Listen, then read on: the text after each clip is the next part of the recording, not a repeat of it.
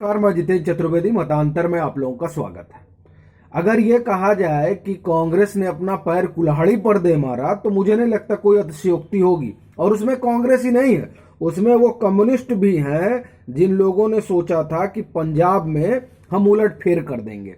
लेकिन उनकी मैं ये कहूंगा कि उनका जो आप एक तरह से ये कह सकते हैं कि उतावलापन और प्रधानमंत्री को लेकर जो उनके भीतर आक्रोश है, कुंठा है, वो सो कॉल्ड वो सेकुलर वाले जामे की वजह से उस वो जो सारी तमाम चीजें हैं, उन चीजों के कारण जो उन लोगों ने किया, दरअसल उनके किए का अब उनको भरना पड़ेगा चुनाव में। देखिए, एक बात एकदम साफ है कि पंजाब में भाजपा की कोई हैसियत कभी नहीं रही। वो वहां पर ऐसी ही थी कि चलिए स्टेपनी है, जो था वो शिरोमणि अकाली दल था और भाजपा उसकी स्टेपनी थी कि चलो ठीक है, अब तुम भी चल ही रहे हो। और भाजपा को भी लग रहा था कि नहीं, अपना समविचारी है तो चलिए अकाली के साथ हम लोग लगे रहते हैं।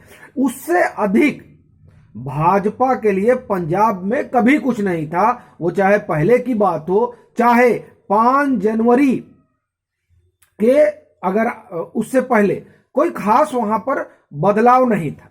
लेकिन 5 जनवरी की घटना ने पूरा पंजाब का जो है सियासी माहौल बदल दिया। उससे पहले 2-3 बातें हुई जिसको हम लोग समझते हैं, और दरअसल उन बातों ने भाजपा के पक्ष में एक तरीके से माहौल बनाना शुरू किया था। लेकिन 5 जनवरी 2022 तो आप एक तरह से समझिए कि जल विभाजक घटना हुई।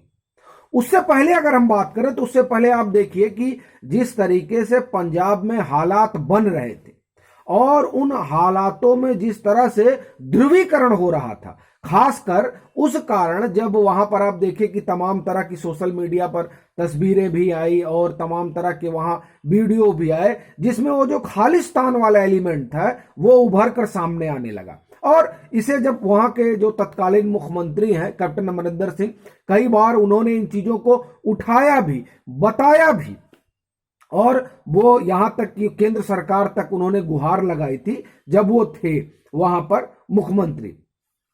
और ये इन बातों पर वो बार बार कहते भी रहे। उन्होंने आप देखिए किस तरह से नवजोत सिद्धू के लिए को लेकर तमाम आरोप लगाए कि इनके बाजवा से संबंध है और ये इमरान खान के मित्र हैं, ये नेशनल सिक्योरिटी के लिए थ्रेट हैं, इस तरह का उन्होंने आरोप लगाया था। और फिर जिस तरह से कांग्रेस के भीतर उन्हीं के खिलाफ षड्यंत्र रचा गया और फिर उन्होंने कांग्रेस छोड़ दी। जब उन्होंने कांग्रेस छोड़ी और फिर जब कांग्रेस में चन्नी को मुख्यमंत्री बनाया गया, फिर चन्नी बनाम सिद्धू, फिर उसमें सुनील जाखड़ वाला एंगल आया, तो कांग्रेस वहां पहले से ही जो है जो कुछ था वो और भी जाता रहा। इधर कैप्टन जब अलग हुए तो उन्होंने भाजपा के साथ नजदीकियां बढ़ानी शुरू की। और इसी दरमियान वो जिस आंदोलन को लेकर वहां वामपंथियों की बाछें खिली हुई थी, उस आंदोलन के मूल कारण को वापस ले लिया गया। और उसका एक बड़ी वजह तो नेशनल सिक्योरिटी रहा ही, क्योंकि खालिस्तानी एलिमेंट जो हैं वो जिस तरह से सर उठा रहे थे वो एक खतरा था। और उसी खतरे की वजह से वो जो खालिस्तानी एलिमेंट थे उन्होंने वहां पर एक तरह से आप कहिए कि हिंदू आबादी जो हमेशा खालिस्तान वाले मसले पर डर जाती है, क्योंकि उन्होंने वो दौर देखा है। और आप देखिए इसी वजह से वो पारंपरिक तौर पर वो हमेशा कांग्रेस के पीछे लामबंद रहे, क्योंकि कांग्रेस ने जब इंदिरा जी जीवित थी तो उनकी अगुवाई में जिस तरह से ऑपरेशन ब्लू स्टार चला और वो तमाम चीजें हुई, उन चीजों ने हिंदुओं को कांग्रेस के पीछे लामबंद किया। लेकिन इधर जो घटना घटी, उस घटना ने बड़ा सियासी उलटफेर किया। एक कैप्टन का जाना, दूसरा ये जो इस तरह के एलिमेंट हैं उन एलिमेंट पर मौजूदा, आप एक तरह से कहिए कि अब मौजूदा क्या रही, अब तो आचार संहिता लागू हो गई, लेकिन जो अभी भी सरकार अभी दिखाई दे रही है, कार्यवाहक सरकार, उसकी एक चुप्पी ये खटकी लोगों को। और फिर आप देखिए कि जब प्रधानमंत्री पहुंचते हैं फिरोजपुर में एक रैली संबोधित करने के लिए, और ये तय होता है, और ये पहले से तय होता है कि इस रूट से जाएंगे, और फिर वो रूट रोका जाता है, उस रूट में ब्लॉकेज आती है, और बस यही नहीं, उस रूट में ब्लॉकेज और उसकी सूचना नहीं, और उधर जो तमाम लोग रैली स्थल पर जाना चाहते थे अपने प्रधानमंत्री को सुनने के लिए, और वो लोग जो नरेंद्र मोदी को अपना नेता मानते हैं तो वो अपने नेता को सुनने जाना चाहते थे, उन लोगों को रोका गया। ये तमाम खबरें हुई।